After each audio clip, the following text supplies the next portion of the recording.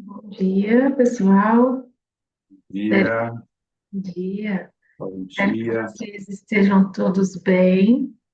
E é muito bom estarmos reunidos, né, mais uma vez para a gente estudar a palavra do Senhor.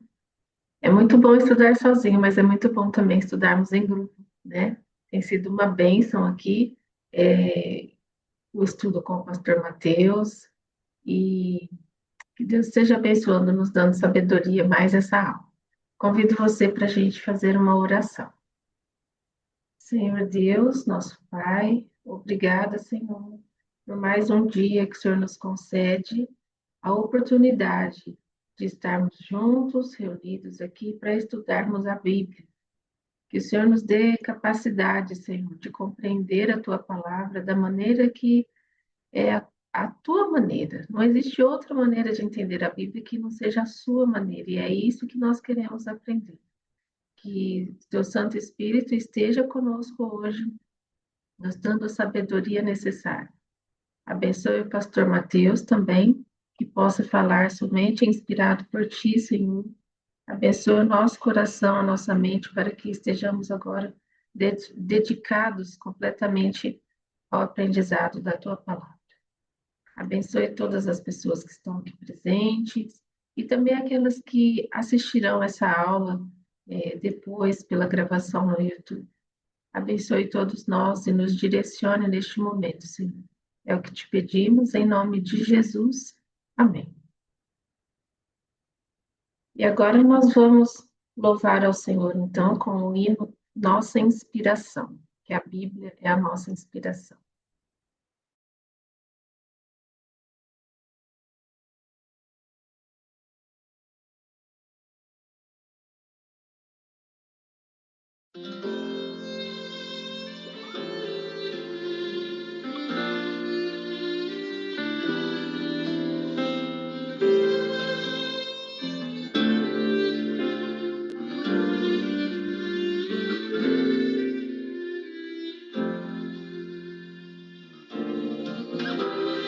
Grande e lindo é o amor de Deus, que um livro muito precioso nos deixou. Seus ensinos servem para nos lembrar que um dia lá no céu vamos morar.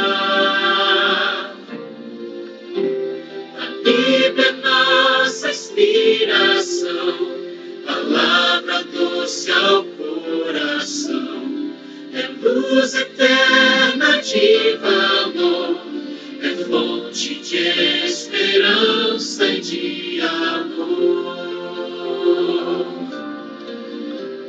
Curas e milagres de Jesus.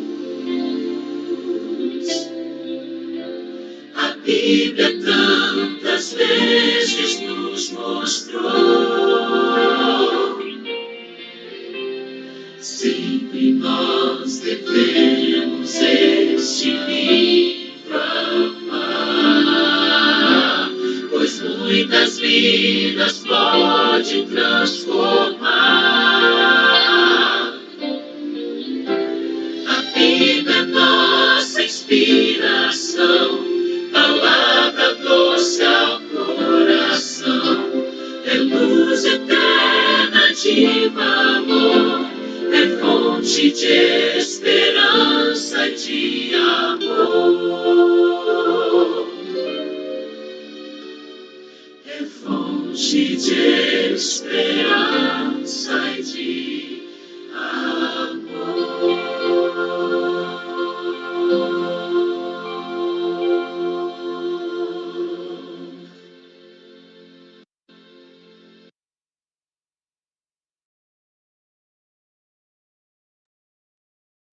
Bem, Deus abençoe cada um de vocês na aula de hoje, abençoe também o pastor Mateus, para que possa falar conosco, nos dar o entendimento da palavra essa manhã.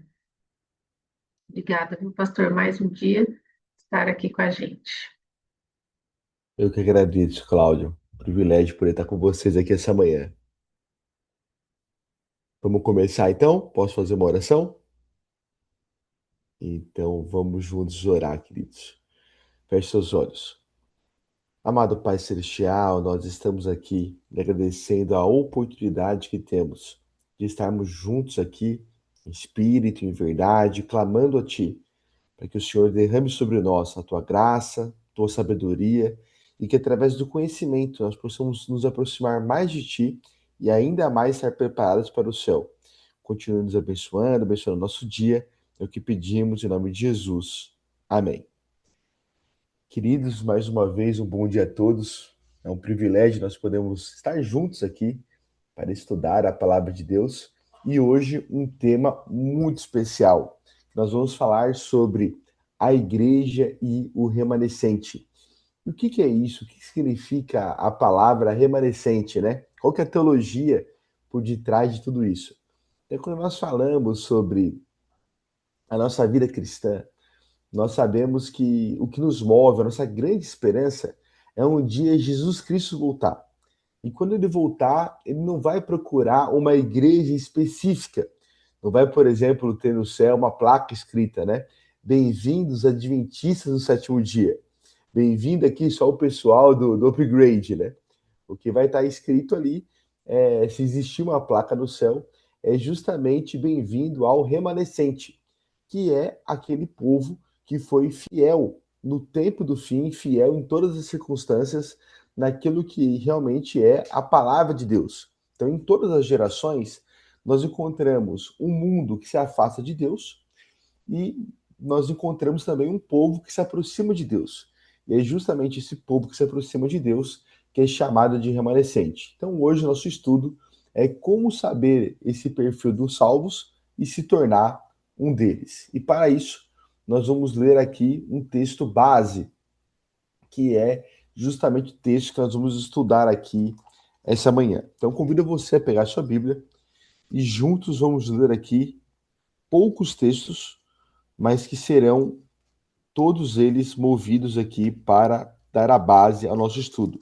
Vamos aqui em Apocalipse, o capítulo 12. Depois do capítulo 14, vamos ter nossa quantidade de textos aqui. Então, por que nós vamos estudar mais sobre o Apocalipse? Porque justamente dentro do Apocalipse nós encontramos aquilo que é a revelação para o tempo do fim. Justamente aqui nós vamos ver então quem que é o remanescente nesse período que nós vivemos. Qual é a igreja que realmente é fiel a Deus no período que nós vivemos? Quem é o povo no período, o povo de Deus no período que nós vivemos? Apocalipse 12, o verso 17 diz assim: Irou-se o dragão contra a mulher e foi pelejar com o restante da sua descendência, os que guardam os mandamentos de Deus e têm o testemunho de Jesus, e se pôs em pé sobre a areia do mar. O outro texto é Apocalipse 14, o verso 12, que diz assim: Aqui está a perseverança dos santos, os que guardam os mandamentos de Deus e a fé em Jesus. E vamos ler aqui também Apocalipse 14, a partir do verso 6, que diz assim: Vi outro anjo voando pelo meio do céu, tendo o evangelho eterno para pregar aos que se assentam sobre a terra, a cada nação, tribo, língua e povo, dizendo em grande voz: Temei a Deus e dá-lhe glória, pois é chegada a hora de seu juízo. É adorar aquele que fez o céu, a terra e o mar e a fonte das águas. E seguiu-se outro anjo, segundo dizendo: Caiu, caiu a grande Babilônia, que tem dado de beber a todas as nações do vinho da fúria de sua prostituição. E seguiu-se então o outro anjo, o terceiro, dizendo em grande voz: Se alguém adorar a besta e a sua imagem, e recebe a marca na fronte ou sobre a mão, também este beberá do vinho da colheita de Deus, preparado sem mistura, do cálice de sua ira, e será atormentado com fogo e enxofre diante dos santos anjos e na presença do Cordeiro. E a fumaça do seu tormento sobe pelo século dos séculos, e não terão descanso nenhum, nem de dia nem de noite, os adoradores da besta e da sua imagem, e quem quer que receba a marca de seu nome. E mais uma vez, está aqui o verso 12, aqui está a perseverança dos santos, os que guardam os mandamentos de Deus e a fé em Jesus. Dentro do livro do Apocalipse, é claro que nós temos aqui uma mistura daquilo que são textos literais e daqueles que são textos simbólicos, né? E em meio a isso, há algumas simbologias que realmente nos ensinam ali aquilo que é o que nós devemos viver. Então, por exemplo, aqui em Apocalipse, capítulo 12, verso 17, diz que o dragão irou-se contra uma mulher. E o que que isso significa? Quando nós estudamos o Apocalipse, nós sabemos que o dragão ele é um símbolo para Satanás, para o diabo, o inimigo. E a mulher é justamente uma igreja. Ora, o inimigo está irado com uma igreja. E qual igreja é essa de maneira específica? É isso que nós vamos estudar aqui essa manhã. Porque veja bem, se nós estamos aqui, talvez nos reunindo como irmãos, como amigos, até aqueles que vão assistir essa live aqui no futuro, estão talvez procurando uma igreja. Talvez você caiu aqui a primeira vez e nunca ouviu falar sobre a igreja adventista, está ouvindo falar sobre o upgrade, talvez pela primeira vez. Você está procurando uma igreja, talvez, para você congregar. Dentro dessa procura que você tem, você com certeza precisa procurar uma igreja que está irando o inimigo. Porque há igrejas também que, infelizmente, agradam o inimigo. Como assim, pastor? Quando nós sabemos que Satanás ele trabalha, ele cria então ali armadilhas para nos enganar. E nós sabemos por outros textos bíblicos que ele usa falsos profetas, falsas igrejas para enganar pessoas. Da mesma maneira, ele pode se transformar em um anjo de luz para enganar pessoas. Há igrejas que podem falar assim: nós servimos ao Deus verdadeiro, mas na sua prática elas estão fazendo coisas que não agradam a Deus. E nós sabemos sim, que aquilo que não agrada a Deus, infelizmente, é um caminho de morte. Então, como saber o que é uma igreja verdadeira? Como saber aquilo que é realmente o perfil daqueles que são os remanescentes, daqueles que são aqueles que iram Satanás? É justamente aqueles que estão ligados a essa mulher, ligado a essa igreja.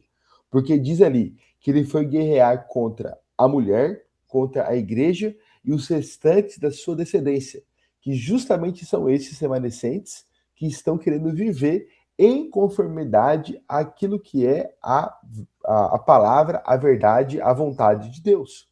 Então veja só, dentro do texto que nós lemos aqui, nós encontramos então 5 características dessa mulher, 5 características do povo que realmente está vivendo aquilo que está irando o inimigo. E qual que é a primeira característica? É justamente a guarda dos mandamentos. Então, nós sabemos que no tempo do fim, aqui no livro do Apocalipse, esse é um tema muito comum. Mas em outros textos, nós encontramos isso também. Eu vou ler alguns deles. Por exemplo, lá em 1 João, capítulo 2, verso 3 e verso 4, diz assim: E nisso sabemos que o conhecemos, se guardamos os seus mandamentos. Aquele que diz, eu o conheço e não guardo os seus mandamentos, é mentiroso, e nele não está a verdade. Então veja, eu estou procurando uma igreja, um povo, eu quero conhecer mais o remanescente. Aí eu chego numa igreja e ela diz assim: olha, os mandamentos foram abolidos. Ou eu digo assim, olha, os mandamentos não são algo que fazem parte da verdade de Deus.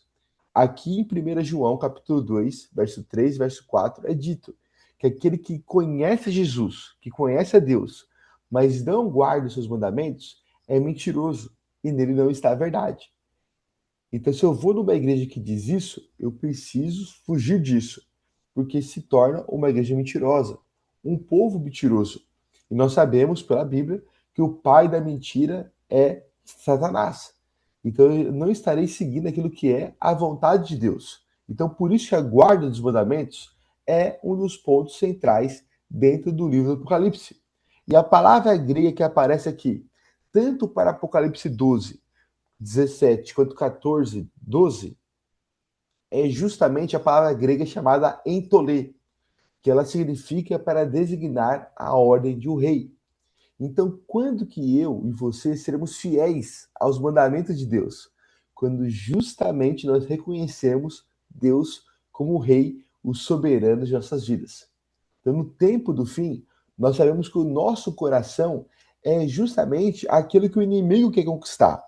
Mas quando eu coloco no trono do meu coração a Deus, quando eu reconheço como Ele sendo o Rei da minha vida e sou fiel ali aos seus estatutos, aos seus mandamentos, aí então eu estarei vivendo dentro de uma igreja verdadeira. Vamos ler outros textos, por exemplo, que mostram como que está os ímpios diante da guarda dos mandamentos no tempo do fim. Aqui em Apocalipse 13, o verso 4, é dito assim: e adoraram o dragão, porque deu à besta a sua autoridade. E adoraram a besta, dizendo: quem é semelhante à besta? Quem poderá batalhar contra ela? Então veja, os ímpios estão quebrando aqui o primeiro mandamento, que diz: não terás outros deuses diante de mim. Um outro texto aqui como um exemplo, que é um combo de quebra de mandamentos. É Apocalipse 9, verso 20 e 21, que diz: e os homens que não foram mortos por essas pragas não se arrependeram das obras de suas mãos, para deixarem de adorar demônios. Quebra do primeiro mandamento. E os ídolos de ouro, de prata, de bronze, de pedra e de madeira, que não podem ver, nem ouvir, nem andar. Vejam, quebra do segundo mandamento. Não farás para ti imagem de escultura, nem coisa semelhante em cima do céu e embaixo da terra. Não adorarás e nem prestarás cultos. Também não se arrependeram dos seus homicídios, quebra do sexto mandamento, não matarás, nem das suas feitiçarias, nem da sua prostituição, quebra do sétimo mandamento, não adulterarás, e por fim, nem de seus furtos, quebra do oitavo mandamento, não roubarás. Então o que a gente percebe? Que no tempo do fim, o mundo se afasta da guarda dos mandamentos, mas o verdadeiro cristão é chamado a guardá-la. Por isso que a primeira característica daquilo que é o povo de Deus, o remanescente do tempo do fim, é justamente viver uma vida de fidelidade ali aos 10 mandamentos. Nós vamos ter um outro estudo que justamente aqui dentro da nossa série de gravações que fala sobre os 10 mandamentos. Então, depois de assistir essa aula aqui, você vai lá, retoma esse estudo, assiste ele para justamente entender um pouquinho mais de como você deve viver aqui no tempo do fim. Mas além disso, nós temos outras características. E a segunda é o testemunho de Jesus. E o que é o testemunho de Jesus? Nós temos aqui em Apocalipse 3 versos que falam sobre o testemunho de Jesus. Vamos ler eles. O primeiro se encontra em Apocalipse, capítulo 1, verso 1 ao verso 3, que diz: revelação de Jesus Cristo, que Deus lhe deu para mostrar a seus servos as coisas que brevemente devem acontecer. E enviou-as pelo seu anjo e as notificou a seu servo João, o qual testificou da palavra de Deus e o testemunho de Jesus Cristo e de tudo quanto viu. Bem-aventurado aquele que lê, e bem-aventurados os que ouvem as palavras dessa profecia e guardam as coisas nelas escritas, porque o tempo está próximo. Vamos ler os outros dois textos e depois eu vou explicando. Apocalipse 19, verso 10, que diz: então me lancei seus pés para adorá-lo, mas ele me disse: olha, não faça tal, eu sou conservo teu e de teus irmãos, que tem o testemunho de Jesus e adora a Deus, pois o testemunho de Jesus é o espírito da profecia. E por fim, Apocalipse 20, verso 4, que diz: e vi tronos, e que se assentaram sobre eles foi dado o poder de julgar. E vi as almas daqueles que foram degolados por causa do testemunho de Jesus e da palavra de Deus. E não adoraram a besta, nem a sua imagem, e não receberam sinal na fronte nem nas mãos. E reviveram e reinaram com Cristo durante 1000 anos. Então, o que significa ter o testemunho de Jesus? Aqui há 3 interpretações. A primeira é justamente aceitar a vida de Jesus e o seu ministério profético. Ora, se eu estou procurando uma igreja fiel a Jesus, é justamente uma que aceita a vida de Cristo e também entende que ele tinha um ministério profético. Aqui, o livro do Apocalipse, como nós lemos no capítulo 1, no verso 1, João ele está dando uma continuidade àquilo que é o ministério de Jesus, justamente mostrando aquilo que iria acontecer no tempo do fim. Lá em Mateus capítulo 24, por exemplo, nós temos ali profecias que Jesus declarou sobre o tempo do fim. Então, quando eu aceito a vida de Jesus, quando eu aceito as suas orientações e aquilo que ele realmente mencionou, o que iria acontecer, e eu vivo essas coisas, é porque eu realmente estou seguindo um caminho correto. Segunda interpretação é justamente seguir o ministério profético de quem leva os outros a crer em Jesus. E aqui então está Pedro, Paulo, João Batista ou qualquer outra pessoa que declara realmente que a vida de Jesus e o seu ministério profético são a verdade. Aqueles que falam sobre a fidelidade aos mandamentos. Esses que têm esse ministério profético justamente estão vivendo o testemunho de Jesus.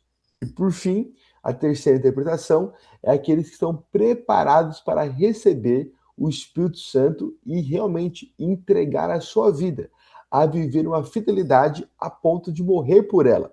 E nós vamos falar sobre isso, seguindo então a terceira característica, que é justamente a palavra perseverança. E aqui então, em Apocalipse 14, verso 12, diz, né? Aqui está a perseverança dos santos.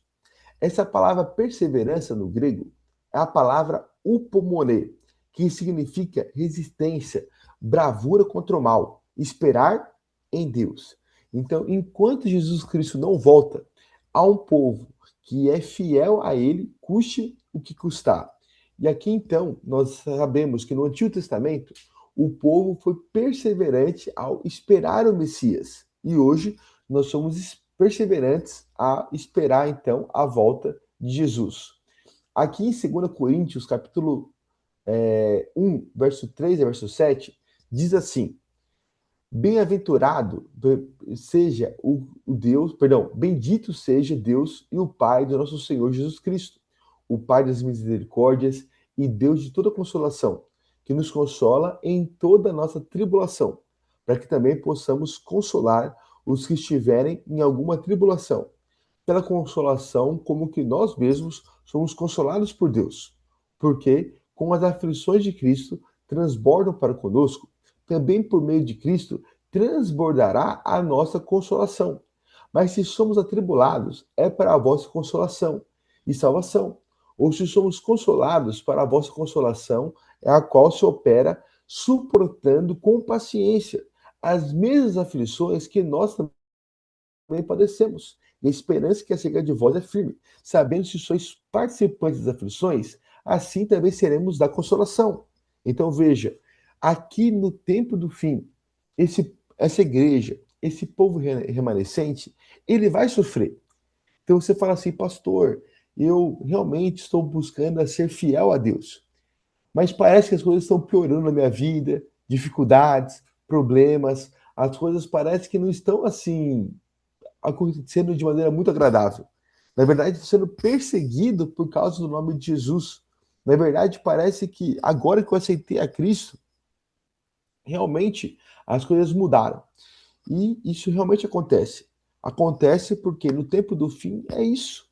Aquele que realmente quer ser fiel vai sim ter momentos de provação. Mas fiquem tranquilos, porque da mesma maneira que nós suportamos com paciência, somos perseverantes, resistentes, lutamos contra o mal no tempo do fim e vivemos as aflições como Jesus viveu, nós viveremos também a glorificação como Cristo viveu. Nós seremos então consolados, porque agora estaremos vivendo a eternidade ao lado de Jesus. Então, se por acaso você for odiado pelo nome de Jesus, não tema, porque todo remanescente no tempo do fim viverá isso também. E foi assim no passado. Veja, por exemplo, a história de Daniel. Por ser fiel a Deus, ele foi lançado à cova dos leões. E Deus cuidou dele. Ele foi perseverante, ele foi resistente. Veja, por exemplo, os seus amigos. Depois, antes um pouquinho dessa história, foram lançados também numa fornalha de fogo. Deus livrou eles. Mas pega, por exemplo, Estevão. Estevão foi perseverante. Ele realmente foi fiel a Jesus, custe o que custar. E foi apedrejado por isso. Então nós sabemos que dentro dessa perseverança, nós podemos ser fiéis e sermos salvos por Cristo. Mas da mesma maneira, Estevão foi fiel e ele morreu por isso. Veja Paulo, foi encarcerado, foi perseguido, passou por tantas aflições e foi decapitado pelo evangelho. Então, aquele que é o remanescente, ele é fiel a Cristo, fiel a Deus, não importando a consequência. Ele é fiel porque ele sabe que tem que ser fiel. Quer Deus livre ele do mal, ou quer mesmo ele morra pelo Evangelho. Existe um pastor chamado William Johnson, que foi missionário na África. E quando ele falava sobre os remanescentes, ele dava a seguinte expressão, a seguinte característica: eles são resolutos em suas convicções, não se deixam levar por persuasão ou coerção. Acima de tudo, são fiéis a Deus, preparados para sofrer perdas, dificuldades físicas ou até mesmo a morte, para manter um relacionamento com Deus. Então veja, o remanescente do tempo do fim, ele é fiel a Deus, custe o que custar. E é claro que de todas as características, você vai se identificar com uma ou com outra. Mas eu digo que essa talvez, na minha visão, é a mais difícil para nós. Porque veja, ser fiel a Deus custe o que custar, às vezes parece lindo de falar, mas não é uma tarefa fácil. Você talvez está procurando uma igreja, e é muito comum nós encontrarmos pessoas que procuram uma igreja mais para atender às suas necessidades do que realmente buscar uma vida de fidelidade. E é triste falar sobre isso. Você procura uma igreja porque ela é muito pertinho da sua casa. Você procura uma igreja, você vai numa igreja porque um amigo seu te convidou e você continua indo lá justamente para sustentar essa amizade com o amigo e não uma amizade verdadeira com Deus. Muitos procuram uma igreja porque gostam do pastor que ali prega, ou porque a música é agradável aos seus ouvidos e você gosta dela. Você gosta de ir numa igreja porque você vive lá uma experiência, uma emoção diferente. E ali então você continua frequentando essa igreja. Nós devemos ir a uma igreja não buscando essas coisas. É claro que tudo isso pode acrescentar e nos ajudar na nossa caminhada cristã. Mas a verdade é que nós devemos procurar uma igreja justamente que vive toda a verdade. Tudo aquilo que é a vontade de Deus de maneira completa. E não importa se as pessoas vão nos odiar por isso. Não importa se nós seremos perseguidos por isso. Veremos uma coerção por causa disso. Nós ali vamos sofrer perdas, talvez dificuldades físicas, até mesmo a morte. Mas eu vou continuar sendo fiel aos mandamentos de Deus. Eu vou continuar sendo fiel ao testemunho de Jesus. Eu vou continuar sendo fiel a tudo isso, porque eu sou firme naquilo que eu acredito. Agora, há pessoas, por exemplo, que um dia ouviram falar sobre os mandamentos, ouviram falar sobre o testemunho de Jesus, mas basta vir um vento de doutrina, basta vir uma outra opinião, basta vir um outro momento que agrada mais ao seu coração, e as pessoas abandonam aquilo que é a verdade, justamente para viver as suas vontades. Então lembre-se disso. Mais do que viver a minha vontade, a nossa vontade, nós sempre devemos viver a vontade de Deus, a nossa vida. E isso segue então para a quarta característica, porque aqui diz: aqueles que são perseverantes, e quem são eles? Os que guardam os mandamentos, mas também têm a fé em Jesus.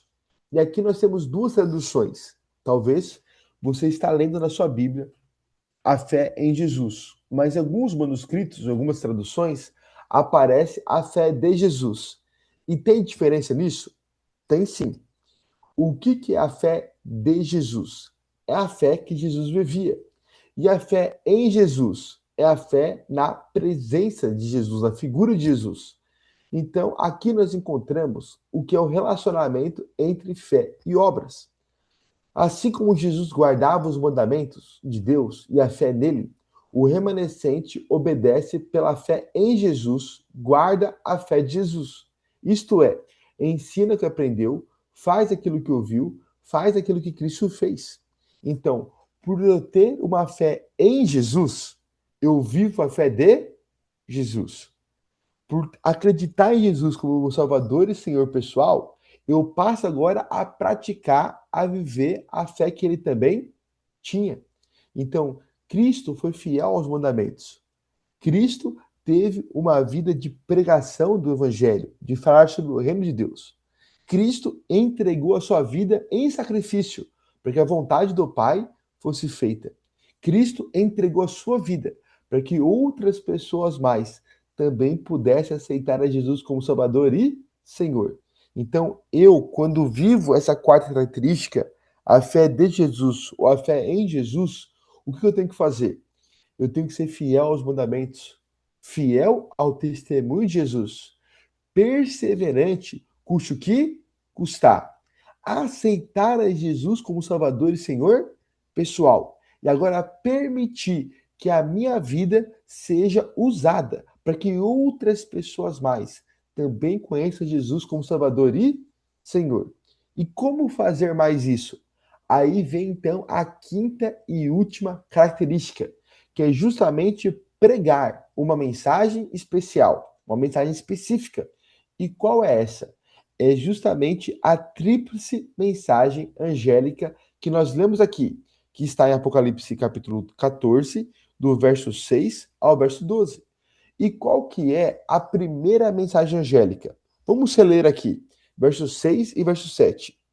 Vi outro anjo voando pelo meio do céu, tendo o evangelho eterno para pregar àqueles que se assentam sobre a terra, a cada nação, tribo, língua e povo, dizendo: Temei a Deus e dai glória, pois é chegada a hora do seu juízo, e adorai aquele que fez o céu, a terra e o mar, e a fonte das águas. Então nós somos chamados a pregar realmente aquilo que nós estamos fazendo aqui agora, a chamar o povo do tempo do fim a viver uma vida de obediência ao Deus verdadeiro. Quem é esse Deus verdadeiro? Ele é o Deus criador, o Deus que fez o céu, a terra e o mar e a fonte das águas. Porque é justamente no tempo do fim, o caráter de Deus como criador seria julgado. Então veja, colocar em xeque. Nós vivemos um tempo onde as pessoas não acreditam mais num Deus criador, onde a ciência, a evolução, várias ideologias nos afastam de Deus e justamente desse Deus criador. Por que eu devo pregar esse evangelho? Porque justamente haverá um juízo. Nós devemos alertar o povo que realmente existe dois caminhos: um caminho de vida, um caminho de morte. E a quem que eu tenho que pregar sobre isso? A todo mundo, a cada tribo, nação, língua e povo, dizendo: ora, nós devemos ser obedientes a Deus. Nós devemos acreditar num Deus criador, porque um dia ele vai voltar e há de prestar contas, há de ter um juízo. E aqueles então que foram fiéis realmente receberão a vida eterna.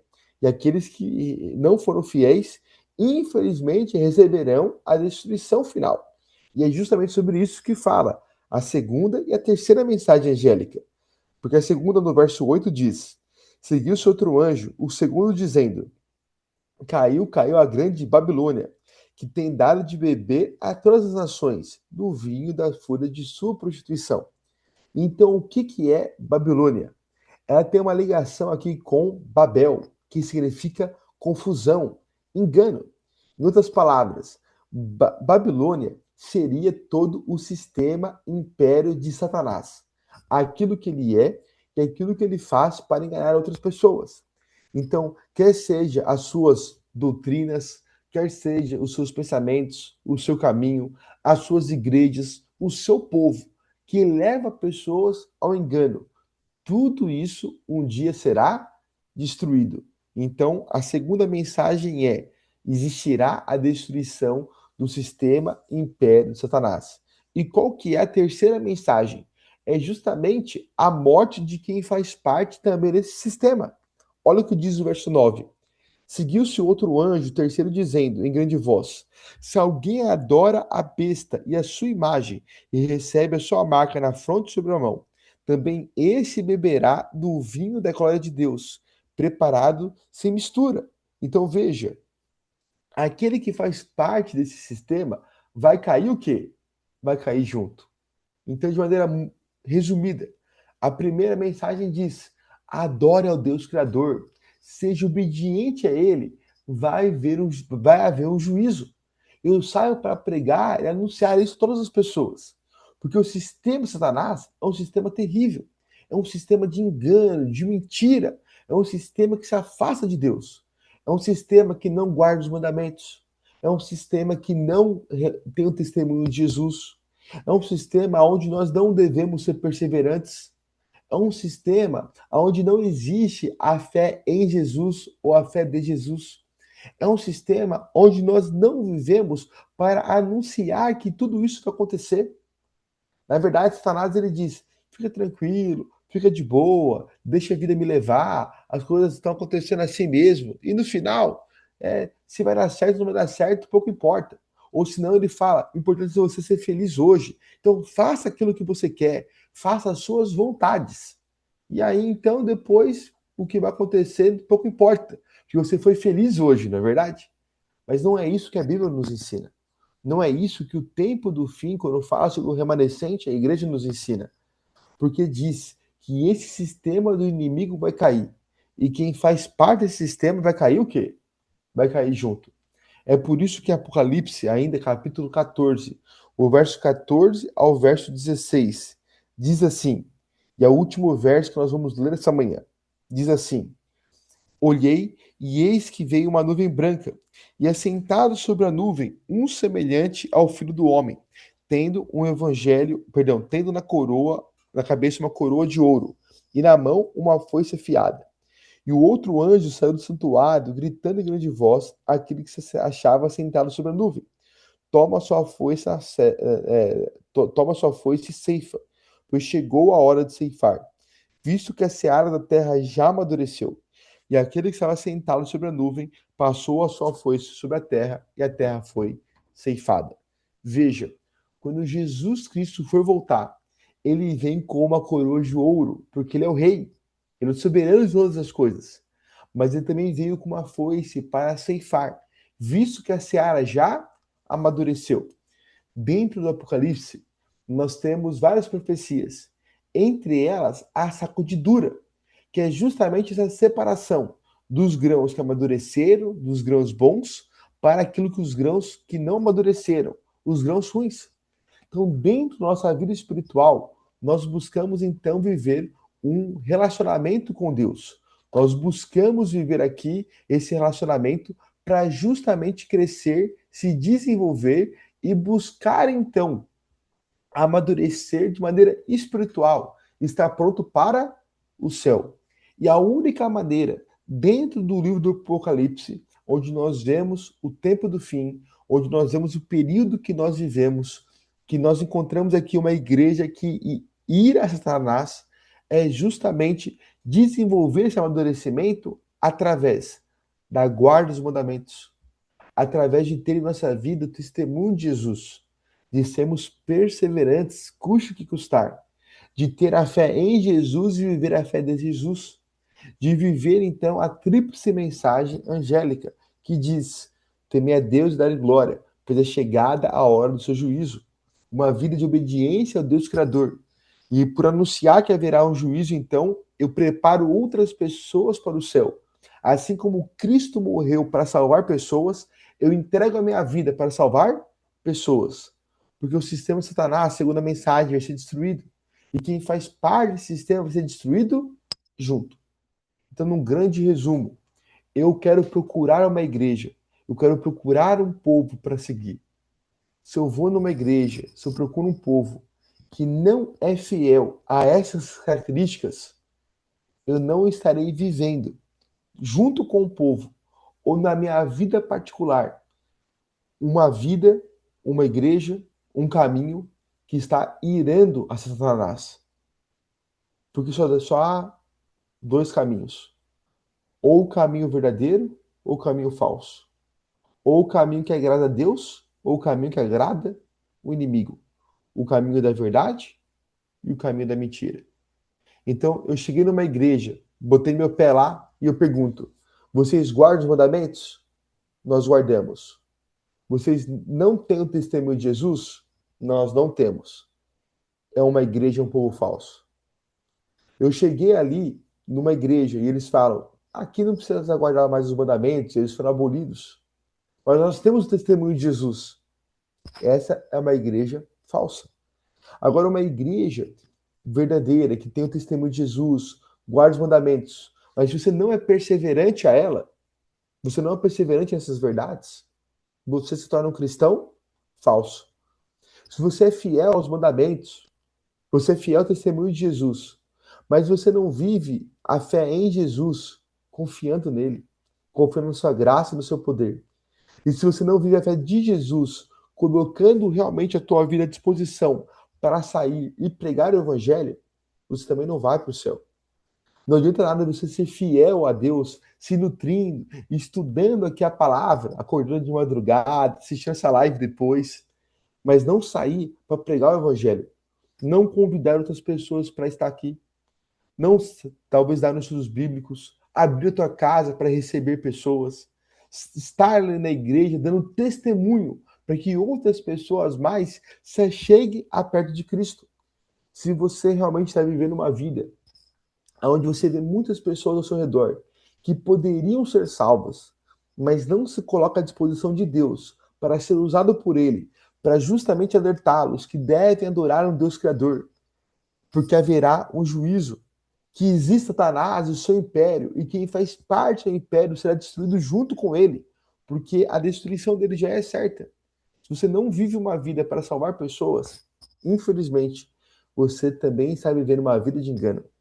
Então, é chegada a hora que ele vem para ceifar, visto que a seara já amadureceu. E eu oro para que todos nós que estamos aqui realmente possamos crescer a cada dia, nos desenvolver, ser úteis para viver justamente nessa igreja, nessa mulher que ira Satanás. Que eu e você possamos ter uma vida que realmente o inimigo nos odeie, mas que possamos encontrar então agrado no nosso Deus. Tá bom? Então essas são as 5 características do remanescente e da igreja verdadeira no tempo do fim. Guarda os mandamentos, tem o testemunho de Jesus, é perseverante, vive a fé em Jesus, é a fé de Jesus, e prega a tríplice mensagem angélica. Obediência a Deus Criador, porque haverá um juízo, prega esse evangelho a todas as pessoas, sei que o sistema impede Satanás irá cair, e quem faz parte do sistema irá cair junto. Certinho? Como aqui é um estudo, bate-papo, já apresentei tudo, pergunta aqui no final. Há alguma pergunta, alguma dúvida, alguma colocação mais? Pastor, Algum? bom dia, Bom dia, Rosana, tudo bem? tudo bem? Quando fala do testemunho de Jesus, não é o espírito de profecia. Sim, Como colocar isso, né? Que tem outro verso lá que agora eu não lembro, né? O testemunho de Jesus é o espírito de profecia. Como isso. colocar isso? Olha, é a segunda característica que eu mencionei. É a vida daqueles que levam aos outros a ficarem mais perto de Jesus. Então, quem tinha o espírito de profecia? Pedro tinha, Paulo tinha, outros personagens, João Batista tinha. Muitas vezes, nós, como adventistas do sétimo dia, e aqui eu até abro uma janelinha para aqueles que já são adventistas, para aqueles que talvez estão frequentando a igreja pela primeira vez, que vão assistir essa live no futuro, muitos usam esse texto, talvez para fazer uma aplicação direta aos escritos de Ellen White. Sim, E essa não é uma aplicação muito certa de se fazer. Então, esse texto, ele fala diretamente sobre Ellen White? Não fala. Nós podemos falar que aqui João estava fazendo uma profecia sobre os textos de Ellen White? Nós não podemos falar isso. Por quê?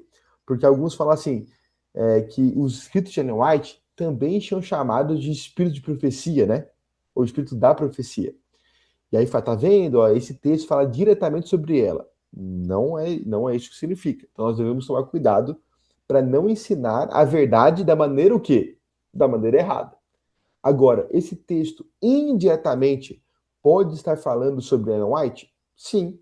Por quê? Porque a vida dela foi usada para que outras pessoas se aproximassem de Deus no caminho certo? Sim. Da mesma maneira, nós, quando nós damos continuidade à pregação aqui do livro do Apocalipse, nós não estamos vivendo a profecia? O espírito da profecia não está em nós quando nós anunciamos que brevemente Jesus Cristo vai voltar? Que realmente essas coisas irão acontecer no tempo do fim? Então, o espírito da profecia é justamente anunciar que Jesus Cristo vai voltar. E que realmente a nossa vida, quando nós somos usados para isso, nós somos coparticipantes da profecia. Certinho? Respondido?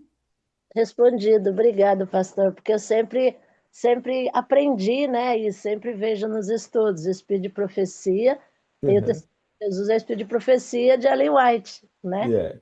Eu É. queria essa ponte, né? Então, muito obrigado. O estudo do Senhor foi algo assim excepcional e vou copiar esse estudo para passar para os outros, viu? Deus seja louvado, viu? E até dou uma dica aqui para vocês. Tem um livro, esse estudo eu tirei ele, uma boa parte de um livro chamado Teologia do Remanescente, do Hum, um pastor que organizou ali, chama Ângelo Manuel Rodrigues. Esse estudo específico é do pastor chamado Fandel, e depois eu vou partilhar o PowerPoint desse estudo para vocês também, tudo certinho, deixarei aqui com a Cláudia, mas procura esse livro. É feito por uma editora, né, chamada CPB, né, Casa Publicadora Brasileira.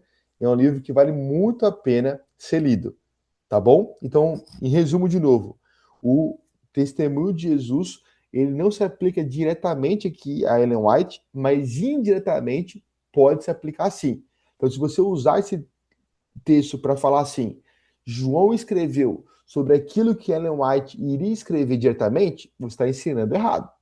Mas se você falar assim, ó, aqui fala da vida das pessoas que são úteis para salvar outras pessoas e se aplicar a Ellen White, aí sim você está ensinando da maneira correta. Perfeito? Mais perfeito. alguém? Alguma dúvida? Um questionamento? Tranquilos então? Então, gente, que Deus abençoe a todos nós. É um privilégio. Deixa eu abrir aqui o chat, ver aqui o que pode ter mais. Os textos bíblicos estão aqui. Deixa eu ver aqui, a Cris fez uma pergunta. Pastor, as igrejas hoje ensinam, né, que não precisam guardar o sábado. Profetas, eles têm muitos, só não aceitam, elas profetizam. É verdade. Então vejam, quando as pessoas elas falam, talvez sobre a igreja adventista, Ellen White, veja bem, estude mais sobre isso. Não vai ser agora, em 5, 10 minutinhos aqui, que a gente vai dar um grande resumo e fazer você acreditar plenamente na igreja adventista ou plenamente em Ellen White. Por isso que o upgrade aqui existe. Para que você assista todas as aulas, aprenda mais sobre toda a verdade de Deus. Nós demos aqui características fundamentais, mas elas não são as únicas. Há, por exemplo, estudos que falam sobre alimentação, sobre a verdadeira mordomia, sobre o espírito de profecia, que é justamente como identificar um profeta falso, um profeta verdadeiro. Então, eu diria para vocês que estão aqui agora e para aqueles que vão assistir esse vídeo no futuro, faça um estudo completo. Não fique às vezes pegando meias verdades. Busque toda a verdade. E não tenha pré-julgamentos. Então, como a gente falou, você está procurando uma igreja, vá, pesquise mais sobre outras igrejas e veja, de acordo com a Bíblia, se essas características são encontradas. Então, como a Cris mencionou aqui, muitos ensinam que não precisa mais guardar os mandamentos. Mas veja, se não precisa guardar mais os mandamentos, por que João iria escrever para o povo do tempo do fim, mostrando que os mandamentos devem ser guardados? Mostrando que Satanás está irado com uma igreja, com uma mulher que guarda os mandamentos. Se a lei fosse abolida, Satanás iria se irar por quê quanto a isso? Na verdade, com aqueles que estão vivendo. Pelo contrário, ele ficaria até feliz. Pois se a lei foi abolida e o povo está guardando a lei, o povo está vivendo engano. Não é verdade? Então, nós devemos tomar cuidado, porque muitas vezes aparecem ali coisas que parecem de Deus, Há caminhos que parecem justos aos homens, mas no final são caminhos de morte. E como eu mencionei, infelizmente Satanás, ele se transforma em anjo de luz, ele pode fazer uso de falsos profetas, falsos cristos, para levar muitos a um caminho de morte. Perfeito? Mais alguém? Alguma dúvida? Alguma pergunta? O pastor, Diz, eles Cris. questionam muito assim, porque eu, a minha sogra era pentecostal, né? E Uhum, às vezes, no começo, quando eu fui para a igreja, eu batia muito de frente com ela. Só que depois eu percebi que não ia resolver aquele negócio, tá querendo mostrar as verdades para ela, né? uhum, Até mesmo porque quando meu esposo fez o estudo bíblico e quando foi para o pastor ir fazer a ficha dele, ela uhum. chegou com a Bíblia lá e foi uma confusão tão grande que meu esposo terminou desistindo do batismo. É mesmo. Orei por ele 10 anos para poder ir para a igreja. Uhum. Mas, porque eles aceitam assim, existe profetia, existe pessoas, né, que têm o dom de língua, profetizam dentro da igreja, eles aceitam aquilo. Uma igreja pentecostal sem uma pessoa que não profetiza, né, não tem o dom de falar em língua e de profetizar, não é uma igreja pentecostal. Mas quando a gente fala que Deus levantou Ellen White para. Quando a gente está conversando ali com uma pessoa que está estudando e fala, não, Deus levantou ela como uma profetisa para o tempo do fim, eles não aceitam isso. De Uhum. jeito nenhum. Ah, não pode. E vocês só fazem o que Ellen White manda fazer, vocês não acreditam na Bíblia. Eu falo, ai, criatura divina, tu está estudando o quê? Um livro? Isso acontece muito quando a gente vai dar estudo bíblico, né? Uhum. Tu está estudando a Bíblia, uma vez eu falei assim, eu trouxe para você estudar, foi uma Bíblia ou foi um livro de Ellen White? Sim. Ó, Aí ela, não, a Bíblia. Eu digo, por que é tão justamente. difícil vocês aceitar Ellen White como uma profetisa? Se vocês É, têm um monte de pessoas que vivem profetizando para a vida de alguém, né? São profecias individuais, muitas vezes, e vocês não aceitam Ellen White como uma profetisa verdadeira. é, haverá um outro estudo que vai ser ampliado essa questão sobre os dons espirituais, sobre o dom de profecia, mas num grande resumo, eu diria assim: nós fizemos aqui um estudo de praticamente 1 hora. Nós demos aqui vários textos bíblicos. Você pode mencionar isso para qualquer pessoa, até encaminhar esse vídeo aqui, essa fala final minha. Em que momento que eu li algum livro de Ellen White aqui? Em que momento que eu citei Ellen White? Então aqui nós temos, na verdade, nós só citamos aqui por causa dessas perguntas finais, não é verdade? Porque às Uhum. vezes tem curiosidade quanto a isso. Então, o espírito de profecia dentro aqui do livro do Apocalipse, ele realmente mostra a vida de uma pessoa que leva os outros a se aproximar de Jesus. Nós identificamos isso em Ellen White? Sim. Nós Uhum. identificamos isso na vida daqueles que estão aqui agora? Sim, também. Nós identificamos na vida daqueles que estão vivendo o tempo do fim, sendo fiéis a Deus? Sim. Mas essa é uma característica, na verdade. Ter o testemunho de Jesus, o espírito de profecia. Mas nada disso adianta se não tiver a guarda dos mandamentos, a perseverança, pregar do Deus Criador, anunciar que haverá um juízo. Então eu diria assim, para essas pessoas, vamos comparar o profeta com o outro. Então, um profeta verdadeiro, no tempo do fim, só uma palhinha rápida de um estudo outro, que vocês vão assistir aqui no canal Upgrade. Você tem, por exemplo, um profeta que vai a uma igreja. Esse profeta guarda os mandamentos? Se sim, é um profeta verdadeiro. Se não, é um profeta falso. Vai na igreja, guarda os mandamentos, mas não é perseverante. Porque nós temos várias pessoas que falam que guardam os mandamentos, mas cada um vai num lugar o quê? Diferente, né? Hoje estou numa igreja, amanhã estou numa igreja o quê? Diferente. Ora, se você tem um espírito de profecia verdadeiro, se Deus já te deu sabedoria para seguir um caminho correto, por que você mudou de caminho no outro dia?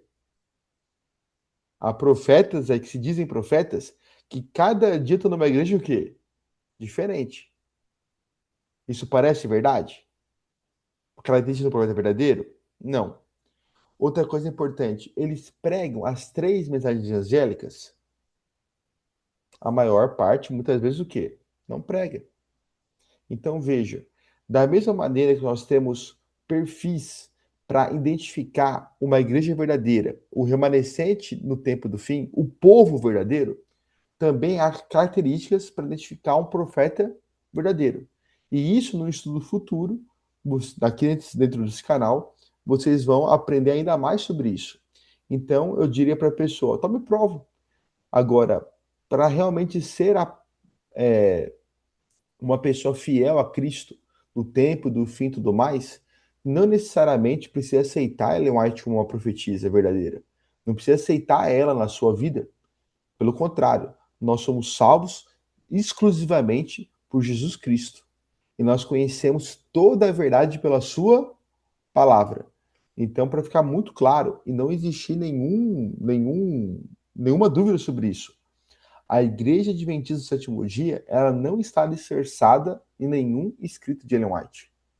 Ela está alicerçada na palavra de Deus, na Bíblia. E é justamente ela a nossa única regra de fé. Tá bom? Mais alguma dúvida, gente?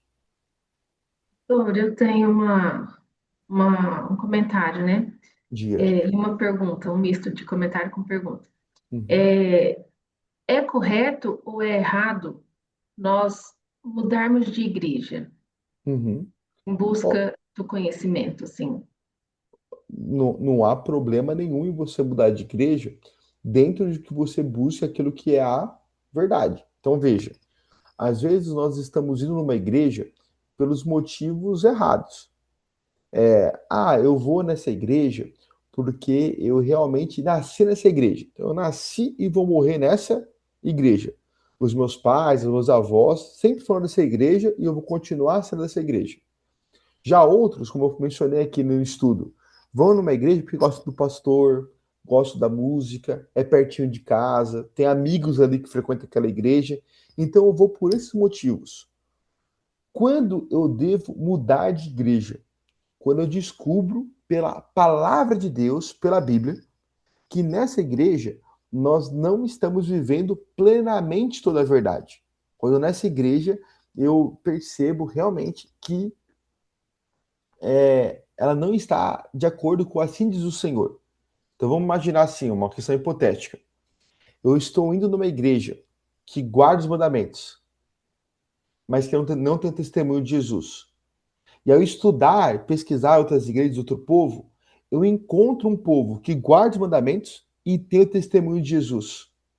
Eu devo mudar de igreja, devo ir para essa. Porque agora minha mente foi esclarecida. Como eu vou continuar vivendo um caminho de engano se agora eu sei qual que é o caminho correto? Mesma coisa. Eu tenho testemunho de Jesus. Eu sou uma pessoa perseverante. Eu tenho a fé de Jesus, a fé em Jesus. Fé de Jesus e vivo a fé em Jesus. Mas eu não guardo os mandamentos, porque eu não sabia que tinha que guardar. Agora eu descobri que eu devo ser fiel à guarda dos mandamentos. Como a Cris mencionou, eu devo ser fiel também à guarda do sábado. Se eu ia numa igreja que não guardava o sábado, agora eu preciso procurar uma igreja que guarda o sábado. Se eu conviver com um povo que não guardava o sábado, eu e esse povo devemos juntos guardar o sábado. Agora, se eu já vivo essas coisas, eu devo sair desse caminho? É claro que não. Porque se minha mente já esclarecida busca viver uma vida passada, aí, infelizmente, o meu estado agora se tornou pior do que o outro, né? Era melhor nunca ter conhecido a verdade do que conhecendo, não colocando em prática. Então, no grande resumo, Claudio, eu diria o seguinte: quem assistiu o Upgrade aqui, quem assistiu essa palestra, tá lascado de maneira positiva. Por quê? Porque agora conheceu a verdade. Mas aí vem a questão: e a posição? Agora nós temos que nos posicionar ao lado da verdade. Por isso que eu faço um apelo a vocês. Aquele que está em pé, cuide para que não caia. Aquele que já segue esse caminho, continue exercitando a fé e amadurecendo a cada dia. Mas se você por acaso ainda não tomou uma posição em ser fiel a Deus em todas as circunstâncias, a hora é agora. De você se aproximar ainda mais da palavra de Deus, de fazer esses estudos, de completar todo esse ciclo para entender ainda mais, ampliar ainda mais o teu conhecimento de acordo com aquilo que é a vontade de Deus. Mas não adianta só saber, tem que fazer, tem que praticar, tem que anunciar o evangelho, tem que salvar pessoas, tem que viver uma vida de fidelidade. E por isso então que eu vou passar pela você. O que falta para você entregar a sua vida a Jesus? O que falta para que você realmente o adore em espírito e verdade? A Bíblia diz, né, isso é um outro estudo, que quem crê e for batizado será salvo. O que falta, por exemplo, para você talvez entregar a sua vida pelo batismo.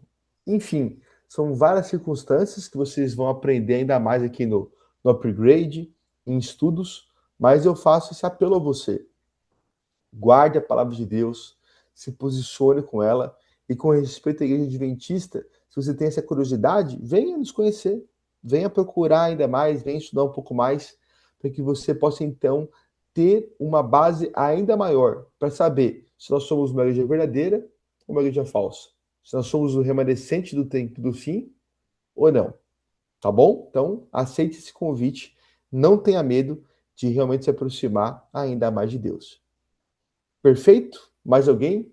Aí, no final de tudo. Então, se eu estou numa igreja falsa, eu preciso procurar uma igreja verdadeira. Se eu estou numa igreja verdadeira, eu não preciso de nenhuma maneira procurar uma outra igreja. Certinho? Mais alguém? Alguma Amém. dúvida? Alguma pergunta? Muito bom. Aproveita que ele é o filho do Mota, hein? Não, que é isso. Mais alguém? Alguma dúvida? Alguma pergunta? Não? Tudo certo? Então, gente, vamos fazer uma oração e começar aqui nosso dia de trabalho também. Feche seus olhos. Amado Pai Celestial, nós estamos aqui te agradecendo mais uma vez por ter esse estudo. Bater papo, abrir tua palavra e estudar de maneira muito específica como que o povo de Deus está vivendo no tempo do fim. E é dessa maneira que nós queremos viver também, Senhor. Ser fiéis a Ti em todas as circunstâncias, permitindo que as características do remanescente possam também fazer parte da nossa vida, da nossa igreja. E por isso nós estamos aqui para nos posicionar ao seu lado, pedindo o Teu poder para nos mudar, para sermos fiéis a Ti em todas as coisas, para vivermos as Suas verdades e as Suas vontades. E pedimos a mesma coisa para a nossa igreja, que nós possamos procurar e viver diante de um povo que realmente tem essas coisas. E se por acaso faz parte de uma outra igreja, que eu possa me posicionar quanto a isso. Se nós que somos adventistas realmente possamos viver isso, não só de falar, mas de realmente colocar em prática, para que outras pessoas mais também possam te aceitar em espírito e em verdade, exercitar a sua fé e estarem mais preparados para o céu.